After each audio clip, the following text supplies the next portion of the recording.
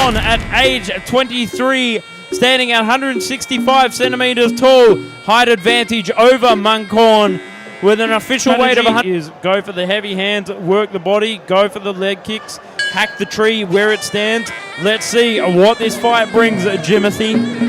I'm excited. I love seeing matchups where you think you already have an underdog. When somebody is shorter, you already assume that they're at a disadvantage.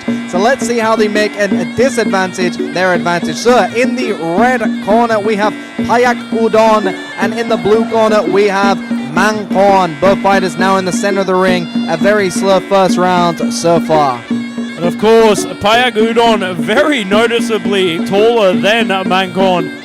That 10 centimeters definitely playing a factor into this fight here. But let's see how Payak Udon actually uses it to his advantage. You get a lot of tall fighters who don't actually use it to their advantage. So I'd like to see him on the outside, using that jab, using that teep, and just keeping Mangkorn away from him. Now, of course, that makes you susceptible to that low kick that we're already seeing Mangkorn do. And as you like to say, chopping the tree or puncturing the tire. That's right, you want to puncture that tire to take away any of that pedal to the metal strategy walking forward. Just like Jomod in that last fight, relentlessly walking forward on the Dianata. You are scheduled for 5 rounds, so although you don't really have that much time to just wait around, the first round is the best time for you to get as much information as you can on your fighter without taking too much damage and also wasting too much energy as well. So find out what you can and implement it in the later rounds. And Mangkorn right now really needs to test his range. In these early rounds when you're shorter, really try and find the range out as early as you possibly can. You can see all the kid fighters from Boom Dexian gym there in the corner of Mangkorn looking on to their hero in Mangkorn, and you can see stinging leg kick there, and you can see Payak Udon just acknowledged it. Yeah, he already gave away that those leg kicks are paying dividends for Mangkorn. Now, is Payak Udon playing a little bit of possum, trying to give Mangkorn a little bit of a false sense of security? We're going to see in these, and a big sweep! And I'll tell you what, that sweep will be paying dividends, not dividends. Leave it to an Aussie to tell you how to speak English, eh?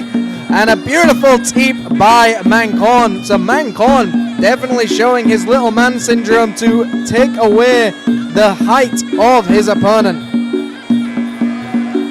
And speaking of little man syndrome, Jimmy here getting upset about me correcting his pronunciation of the English language. And that is the end of the first round.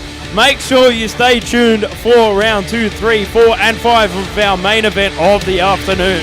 Jimmy? I think he did a very good job of not giving away that hurt. When you land on your back, it knocks the wind out of you, but I think he's doing his best not to overreact and try and stay calm. Like we said, the taller fighter should have the advantage, but we're going to see in just a moment. So, in the red corner, we have Payak Udon taking on Mangkorn in the blue. And as the interview said, with Mangkorn, he's using speed to his advantage here, and he's using it very effectively. Absolutely. I mean, that's exactly what Mangkorn needs to do. He needs to be very explosive with his movements and be completely out of range when he is taking his time to set up a combination. But he eats a jab from Payak Udon, but Mangkorn already found his range with those low kicks already, and I think it's already starting to hurt Payak Udon, Joe.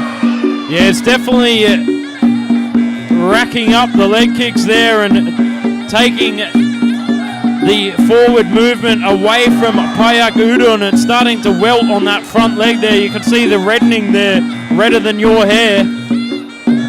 That's right, Joe. Redder than my hair it is, and when it's going to get redder and redder as Mangkorn just starts going wet. I don't think that was hitting the cup. I think Payak Udon just needed a little bit of time to recover from that other low kick. A nice veteran move, but I think Mangkorn is doing a fantastic job to just tenderize that thigh of Payak Udon. I just love the way that Mangkorn puts his combinations together, Doesn't put all the power behind it, but just pops 1, 2, works the body, goes for the leg kick again. You know, it's a very smart strategy.